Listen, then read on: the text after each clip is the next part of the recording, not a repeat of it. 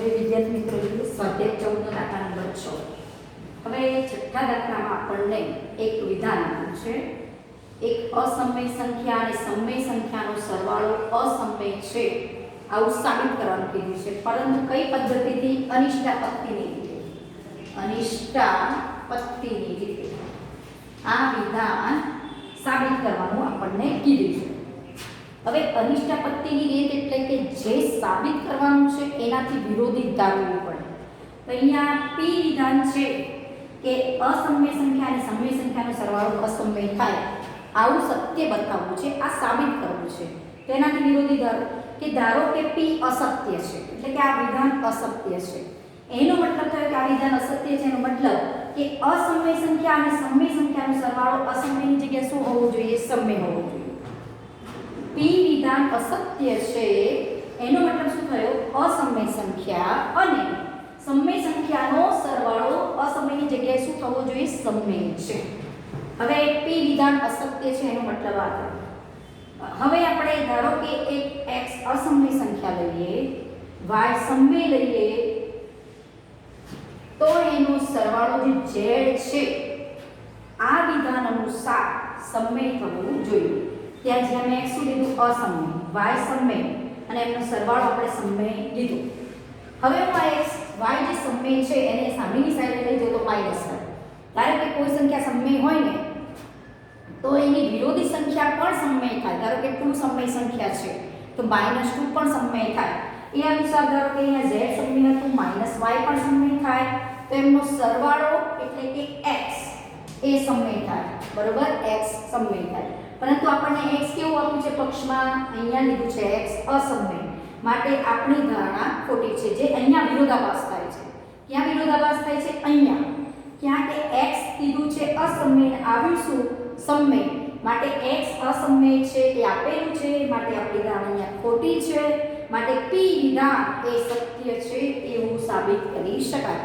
અનિષ્ટાપત્તિની રીત એટલે જ શું? જે સાબિત કરવાનું છે એનાથી વિરોધી ધારો અને કોઈક વસ્તુ સાથે તમે વિરોધાભાસ લાવો એટલે આપણી ધારણા પડે ખોટી, અને એ ધારણા ખોટી પડે એટલે એનો ઓપોઝિટ સાચું થઈ જાય. અનિષ્ટાપત્તિની રીતમાં આ વસ્તુનું ખાસ ધ્યાન રાખવાનું. હવે આપણે આગળ આમાં બીજો દાખલો જોઈએ. આમાં બીજો દાખલો છે છઠ્ઠામાં બીજો.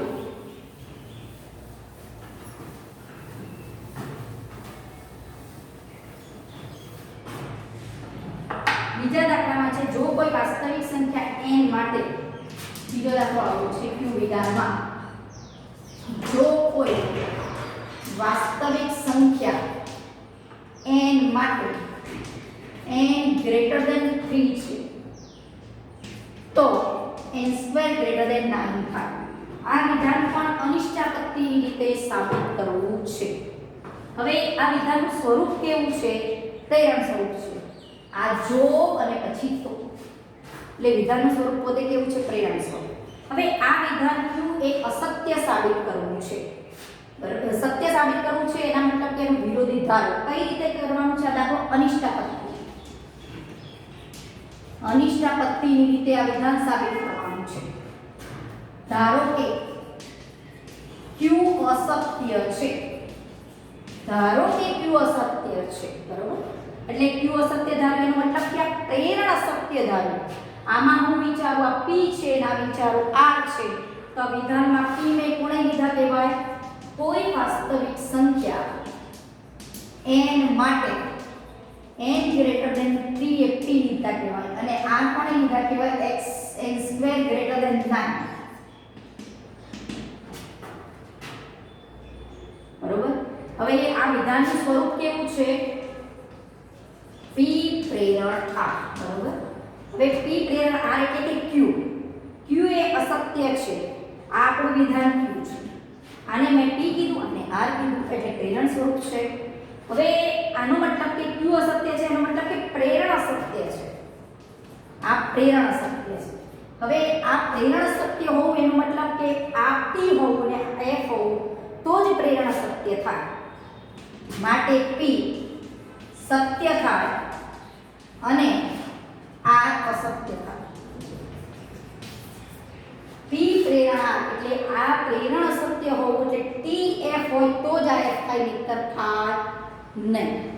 એટલે P ને સુધાર્યું સત્ય, R ને સુધાર્યું અસત્ય, તો પ્રેરણ અસત્ય થાય.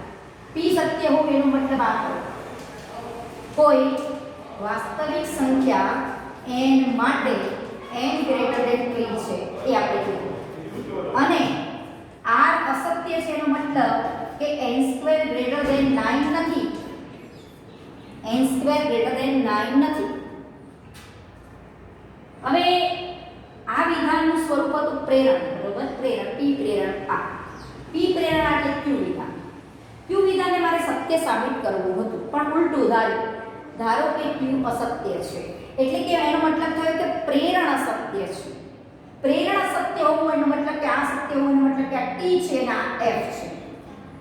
હવે P વિધાન આપણે શું લીધું હતું? કોઈ વાસ્તવિક સંખ્યા n માટે n ગ્રેટર ધેન 3 છે અને R અસત્ય છે એનો મતલબ કે n² does not greater than 9.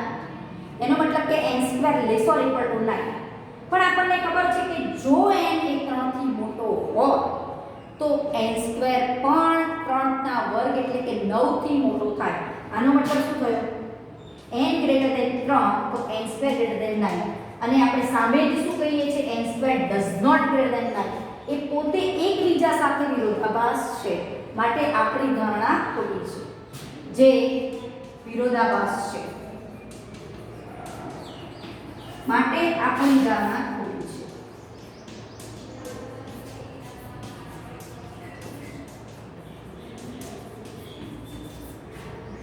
એટલે ધારું તો શું? Q અસત્ય છે, ખોટું છે, માટે Q સત્ય છે. Q સત્ય છે, બરોબર? એટલે આપેલ વિધાન તમે કઈ પદ્ધતિથી સાબિત કર્યું કે અનિષ્ટાપત્તિ. એટલે વિધાન કયા સ્વરૂપનું છે પહેલા ઓળખવાનું. P પ્રેરણ આ સ્વરૂપનું છે એટલે કે Q વિધાન છે. Q ને સત્ય સાબિત કરવું છે એટલે વિરોધી ધારો કે Q અસત્ય છે. Q અસત્ય હોય એનો મતલબ કે P પ્રેરણ આ અસત્ય છે. હવે આ પ્રેરણ સત્ય હોય એનો મતલબ કે આ T છે ને આ F છે તો પ્રેરણ અસત્ય થાય. તો P સત્ય અને R અસત્ય થાય તો પ્રેરણ અસત્ય થાય. P વિધાનમાં આપણી પાસે આ છે Q અને R વિધાન અસત્ય છે એનો મતલબ કે n² ગ્રેટર ધેન 9 નથી. પણ આપણે તો કહી શકીએ કે કોઈ વાસ્તવિક સંખ્યા n માટે જો n એ 3 થી મોટો હોય તો એનો વર્ગ કરો તો n² એ 9 થી મોટો આવે. અને અહીંયા કહીએ છીએ કે n² 9 થી મોટો નથી, અહીંયા કહીએ છીએ n² 9 થી મોટો છે, જે એકબીજા સાથે વિરોધાભાસ છે. માટે આપણી ધારણા ખોટી છે. આપણે શું ધાર્યું તો Q અસત્ય ધાર્યું કે ખોટું છે, માટે Q સત્ય સાબિત થઈ જાય. એટલે જો એ કઈ સ્વરૂપનું વિધાન છે અને તમને કઈ રીતે સાબિત કરવાનું કીધું છે એનો આધાર એના ઉપર રહેશે. તો વિધાનનું સ્વરૂપ પ્રેરણ હતું તો અનિષ્ટાપત્તિની રીતે સાબિત કરવા માટે આ વસ્તુનો તમે અહીંયા ઉપયોગ કરી શકો, બરોબર? કોઈ પણ વિધાન હોય પ્રેરણ સ્વરૂપનું તો અનિષ્ટાપત્તિની રીતે આ વિધાન તમે આ રીતે સાબિત કરી શકશો. એટલે હવે આપણે જે પ્રકરણ 14 માં બે કારક, એક તો કોઈ અસ્તિત્વ ધરાવે છે કારક જોયું, પ્રત્યેક માટે એક કારક જોયો અને બે સંયોજકો જોયા, એક અને અથવા. અને ને આપણે કહીએ છીએ સંયોજન કારક અને અથવાને કહીએ છીએ આપણે વિયોજન કારક. હવે એ બંનેની મદદથી આપણે સત્યાર્થતા કોષ્ટક પણ જોયું. હવે એ કોષ્ટકની મદદથી તમે બીજા કેટલા ગુણધર્મો પણ આપણે સાબિત કરી શકીએ છીએ. એની છેલ્લે વાત કરીએ, કારણ કે એ બુકમાં આપણા સિલેબસમાં નથી, પરંતુ એ ગુણધર્મને આધારે કોઈ પણ વિધાનનો નિષેધ લખવું એ બધી વસ્તુ એમાં તમે કરી શકશો. હવે જોઈએ સંયોજનમાં કરવાનું શું અને વિયોજનમાં શું કરવાનું અને એના કેટલાક ગુણધર્મો. ધારો કે બે વિધાનો P અને Q છે, બરોબર? હવે એમનું કરીએ સંયોજન, એમનું કરીએ વિયોજન.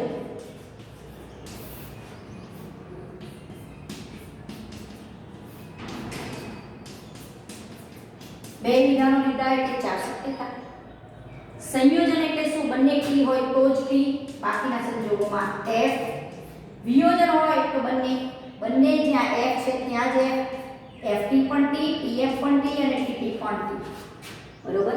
હવે હું P સંયોજન Q નું ટેબલ બનાવું કે Q સંયોજન P કરું તો T જ રહેવાનું. એટલે પહેલો જે નિયમ છે કે P સંયોજન Q બરાબર Q સંયોજન P બંને સરખા જ થશે. એટલે સંયોજનમાં ક્રમના નિયમનું પાલન થાય છે.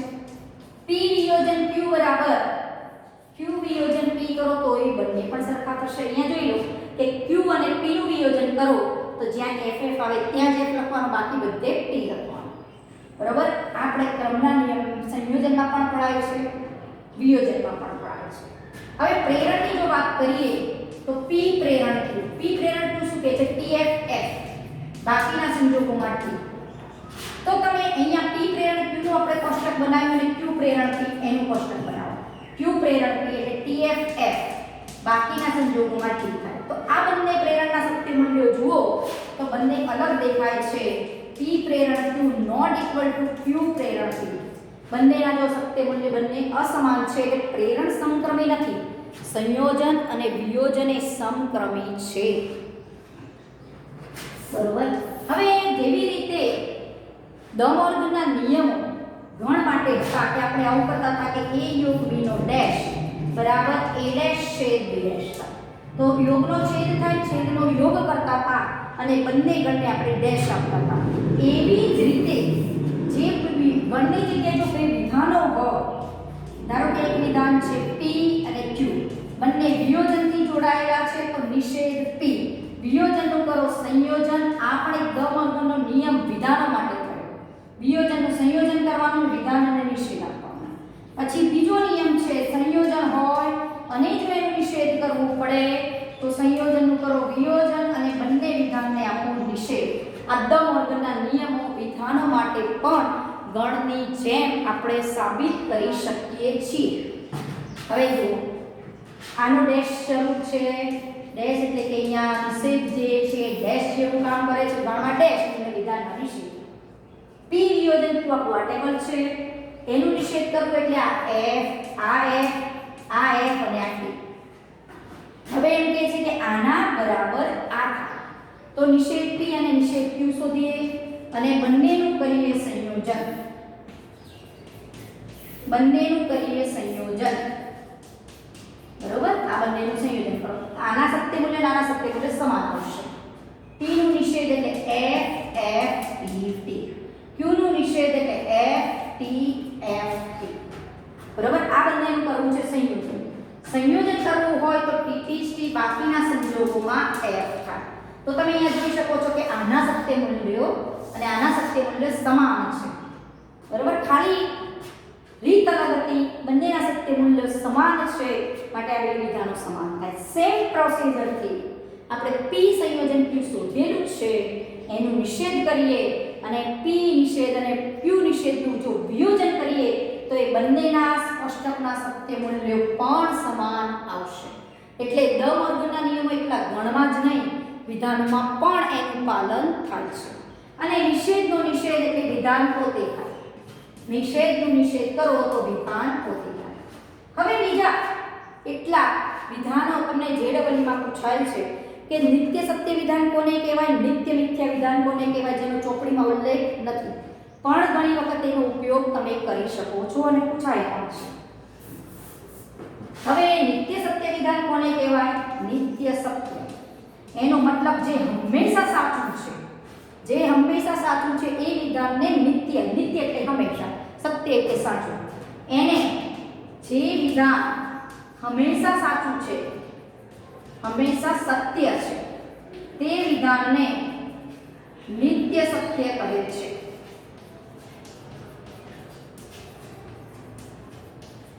હવે એ નિત્ય સત્ય વિધાનને તમે સંકેતમાં સ્મોલ t વડે દર્શાવો છો. એના વડે સ્મોલ t. ધારો કે t મેં અહીંયા વિધાન તરીકે મૂક્યું. નિત્ય સત્યનું મીનિંગ શું છે? એના બધા જ સત્ય મૂલ્યો t હોય. એના બધા જ સત્ય મૂલ્યો t હોય. એનું આપણે પછી કોષ્ટક બનાવીશું. નિત્ય મિથ્યા વિધાન એટલે શું?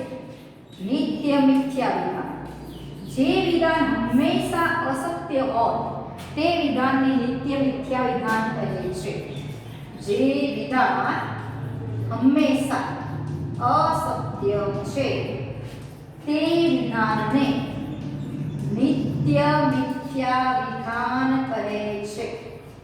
નિત્ય મિથ્યા વિધાન કહે છે. હવે નિત્ય મિથ્યા વિધાન માટેનો સંકેત C છે. કેવો છે સંકેત? C. Small c. એ બીજી ABCD નો C. અને નિત્ય સત્યમાં પહેલી એબીસીડીનો ટી નહીં, એ તો ટ્રુ ફોલ્સ માટે આપણે ઉપયોગ કરીશું. બીજી એબીસીડીનો ટી એ નિત્ય મિથ્યા વિધાન કહેવામાં આવે છે. પછી એક થોડા ગુણધર્મો વિયોજન સંયોજનમાં છે, એવા જ જે ગણમાં હતા એવા જ વિયોજન સંયોજનમાં પણ વિભાજનનો નિયમ પણ તમે લઈ શકો. ધારો કે હું 3 વિધાનો લઉં, p q અને r. આનું સંયોજન અને આનું વિયોજન કરો તો આ શું થાય? p વિયોજન q સંયોજન p વિયોજન r. આવું લખી શકો. જેવી રીતે છેદનું યોગ ને યોગનું છેદ પર વિભાજન કરતા હતા એમ જ a યોગ b છે c, એટલે a યોગ b છેદ a યોગ c જેમ લખતા હતા ગણ માટે, એમ જ વિધાનો માટે p વિયોજન q સંયોજન r એટલે p વિયોજન q સંયોજન p વિયોજન r લખી શકો. જે આ શું કહેવાય? યોગનું છેદ પર વિભાજન. આ શું કહેવાય? વિયોજનનું સંયોજન પર વિભાજન. એવી જ રીતે સંયોજનનું વિયોજન પર વિભાજન પણ તમે લખી શકો. આ શું થશે? p સંયોજન q વિયોજન p સંયોજન r. બરોબર? આ શું થઈ ગયું? વિયોજનનું સંયોજન પર વિભાજન. આ થયું સંયોજનનું વિયોજન પર વિભાજન. તમે આ જો નિયમ સાચા સાબિત કરવા હોય તો તમારે શું લેવું પડે? 3 વિધાન લેવું પડે. એટલે p q અને r 3 કોલમ બનાવવાના. 3 વિધાન એટલે 8 શક્યતા. પહેલામાં p માં 4t 4f મૂકો, પછી q માં 2t 2f 2t 2f મૂકો, r માં tf tf tf મૂકો. પછી તમે q વિયોજન r નું એક ટેબલ બનાવો, એનું સંયોજન p સાથે કરો એટલે એક ટેબલ બનશે. પછી p સંયોજન q નું એક ટેબલ બનાવો, p સંયોજન r નું એક ટેબલ બનાવો અને બંને ટેબલનો વિયોજન કરો એટલે આના સત્ય મૂલ્યો આના સત્ય મૂલ્યો સમાન મળશે. એટલે આ બે વિધાનોમાં સાબિતી જો આપવી હોય તો તમે કોષ્ટક બનાવીને સત્યાર્થતા કોષ્ટક બનાવીને સાબિતી આપી શકો છો. હવે નિત્ય સત્ય અને નિત્ય મિથ્યા વિધાનને અનુરૂપ આપણે કેટલાક ગુણધર્મો જે આપણને ઘણા ઉપયોગી નીવડશે એ આપણે થોડા કેટલાક જોઈએ. બરોબર? એ આપણે જાતે કોષ્ટક ઉપરથી જ સાબિત કરી શકીશું. જેવી રીતે ગણમાં નિયમો હતા કે આવા ધર્મન ને વિભાજનનો નિયમ, એવું જ તમે વિધાનો માટે પણ કરી શકો છો. હવે આનું આપણે કોષ્ટક બનાવીએ. ધારો કે કોઈ વિધાન p છે, આ t છે ના c છે. એક જ વિધાન હોય તો બે જ શક્યતા તમારી પાસે, અને t એટલે હંમેશા સત્ય વિધાન, એને t કહેવાય. અને c નો મતલબ હંમેશા નિત્ય મિથ્ય, આને f કહેવાય. બરોબર? p નું સંયોજન t સાથે કરી દો એટલે આવા તમે ખાલી જગ્યાના જવાબ તમે આના કોષ્ટક ઉપરથી સરળતાથી મેળવી શકશો. p વિયોજન t પૂછ્યું હોય, આવું પૂછ્યું હોય, આવું પૂછ્યું હોય કે તમને આમ પૂછ્યું હોય, બરોબર? કે તમને આમ પૂછ્યું હોય, બધાના જવાબ તમે આ સત્યાર્થતા કોષ્ટક ઉપરથી સરળતાથી આપી શકશો.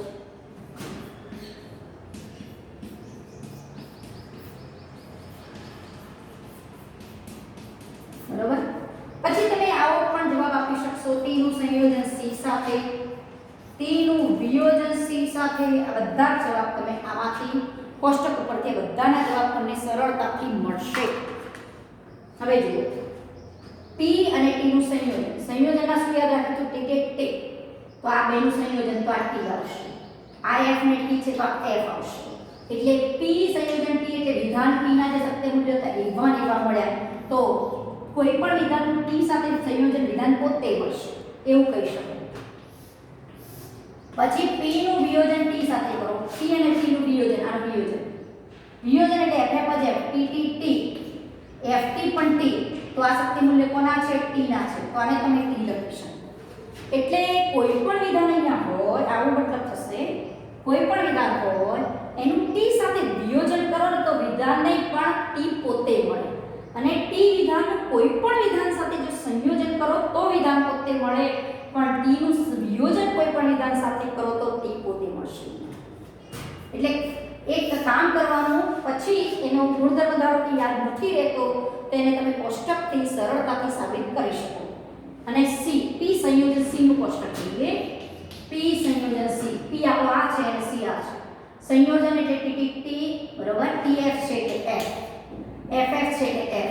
એટલે p સંયોજન c પોતે શું થશે c, કારણ કે c ના સત્ય મૂલ્યો જ આના સત્ય મૂલ્યો બને છે. પછી p નું v સાથે c નું c સાથે વિયોજન કરો. p નું c સાથે વિયોજન કરો. આનું વિયોજન એટલે FFF, TF હોય T, FF હોય F.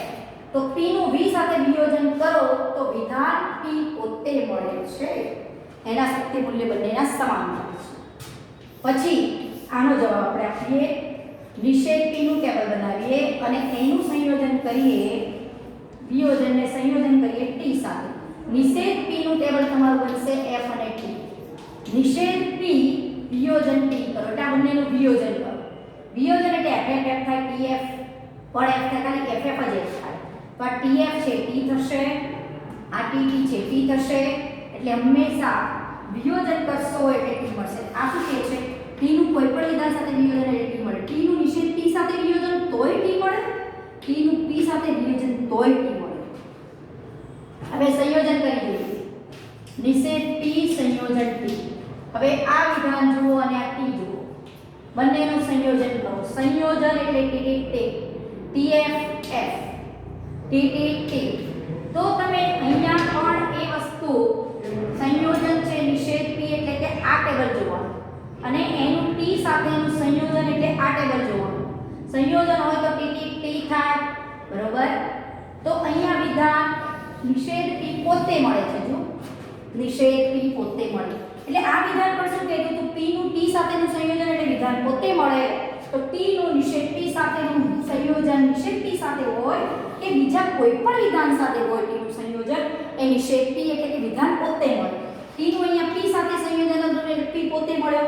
અહીંયા t નું નિષેધ p સાથે સંયોજન હતું તો નિષેધ p પોતે મળે છે. પછી નિષેધ p સંયોજન c, નિષેધ p વિયોજન c. હવે આ p અને આ c જુઓ અને બંનેનું સંયોજન કરો. સંયોજનમાં TT યાદ રાખવાનું, FF F અને આનું આ પણ F એટલે આ પોતે શું થઈ જશે? c થશે. એટલે c નું પોતાના વિધાન સાથે સંયોજન એટલે c મળે. તો c નું કોઈ પણ વિધાન સાથે સંયોજન હોય તો ખોટું જ મળે, c જ મળે. હવે નિષેધ p વિયોજન c કરવાનું છે એટલે આ બંનેનું વિયોજન કરવાનું. વિયોજનમાં FF આ FF છે, બંને F છે એટલે F FT એટલે T. તો આ પણ વિધાન જે પોતે મળે છે નિષેધ p. તો જો આ નિષેધ p ના સત્ય મૂલ્યો જુઓ, આના સત્ય મૂલ્યો જુઓ, બંને સરખા છે. નિષેધ p વિયોજન c નિષેધ p. એનો મતલબ કે c વિધાન કોઈ પણ વિધાન સાથે જો વિયોજનના રૂપે જોડાય ને તો વિધાન પોતે મળે છે. c પોતે અહીંયા નિષેધ p સાથે વિયોજન રૂપે જોડાય તો નિષેધ p પોતે મળે છે. હવે t સંયોજન c જોઈએ. t નું c સાથેનું સંયોજન અને t નું v સાથેનું c સાથેનું વિયોજન. t સંયોજન c અને t વિયોજન c. હવે આ બે કોષ્ટક જુઓ. t અને c નું સંયોજન એટલે બંને tt હોવા જોઈએ. આ f છે, આ પણ f થશે એટલે c થશે. આ t વિયોજન c કરો, બંનેનું વિયોજન કરો તો ff હશે બાકી t. તો પોતે t થશે, બરોબર? એટલે તમે નક્કી કહી શકો કે આ જે ગુણધર્મ તમને પૂછે MCQ સ્વરૂપે તો તમે કોષ્ટકથી સરળતાથી જવાબ આપી શકો છો. કોઈ પણ હોય, પ્રેરણમાં શું યાદ રાખ્યું હતું? TFF. સંયોજનમાં શું યાદ રાખ્યું? TT. વિયોજનમાં શું યાદ રાખ્યું? FFF. બરોબર? એ રીતે તમે કોઈ પણ વસ્તુ દ્વિપ્રેરણ સ્વરૂપે હોય યા પ્રેરણ સ્વરૂપે હોય કે સંયોજન સ્વરૂપે હોય કે વિયોજન સ્વરૂપે હોય, ગમે તે સ્વરૂપે ગમે તે વિધાન કે તો બધા વિધાન તમે સરળતાથી સાબિત કરી શકો છો. હવે આમાંથી એક બીજો પ્રશ્ન પણ પૂછે કે p સંયોજન નિષેધ p શું થશે અને p વિયોજન નિષેધ p પણ શું થશે? એ પણ કોષ્ટકની મદદથી તમે સરળતાથી સાબિત કરી શકો છો. p વિયોજન નિષેધ p. હવે p નું નિષેધ p સાથેનું વિયોજન એટલે આ બે કોષ્ટક જોવાના. p નું વિયોજન નિષેધ p સાથે શું મળે અને p નું સંયોજન નિષેધ p સાથે શું મળે? હવે આ p નું વિયોજન નિષેધ p સાથે શું મળે? વિયોજન કરો છો એટલે FF જ TF F થાય અને FT પણ F થાય. પણ નિત્ય મિથ્યા વિધાન કહેવાય તો C કહેવાય. p વિયોજન નિષેધ p એટલે C કહેવાય. p સંયોજન નિષેધ p એટલે p નું સંયોજન નિષેધ p સાથે. સંયોજન કરો એટલે ટી હોવું જોઈએ, બાકીના સંજોગોમાં F, બરોબર. અને વિયોજનમાં શું થાય? P અને નિષેધ P નું આપણે અહીંયા વિયોજન કર્યું છે, વિયોજન કર્યું છે, વિયોજન અહીંયા વિયોજન છે આપણે આ બે, એટલે TF પણ T થાય, સોરી અહીંયા T થાય અને અહીંયા પણ T થાય, તો આ શું થશે? દ્વિતીય સત્ય થશે, T થશે, T થશે, બરોબર. T થશે, પોતે T થશે. પછી P સંયોજન નિષેધ T કરો એટલે આ બે કોલમ જુઓ, સંયોજન કરવાનું છે એટલે T થાય, બાકીના સંજોગોમાં F થાય. સંયોજન છે TFF, આ પણ F, તો આનું આ શું થશે? C થશે. એટલે P સંયોજન નિષેધ P, P વિયોજન નિષેધ P, એનું કોષ્ટક ઉપરથી તમે જવાબ સરળતાથી મેળવી શકો છો. એટલે આવા કેટલાક જો MCQ ના જવાબ તમારે આપવા હો તો કોષ્ટકની મદદથી તમે સરળતાથી આપી શકશો, બરાબર. અહીંયા આપણે ચેપ્ટર અહીંયા પૂરું કરીએ છીએ 14મું. આગળ હવે જે ચેપ્ટરમાં કેટલાક નિયમો પણ છે એ આગળ બીજી તમે રેફરન્સ બુક જો સોલ્વ કરતા હોય તો એમાંથી આ નિયમો પણ તમને ઘણા ઉપયોગી થઈ પડશે. કોઈક સાબિત કરવાનો દાખલો હોય કે કોઈક વસ્તુ તમારે ખાલી જગ્યા સ્વરૂપે શોધવાની હોય તો પણ તમને આ કોષ્ટક ઘણું ઉપયોગી થશે. એ કોષ્ટકની મદદથી તમે 3 લીટી યાદ રાખો એટલે બધું જ યાદ થઈ જાય.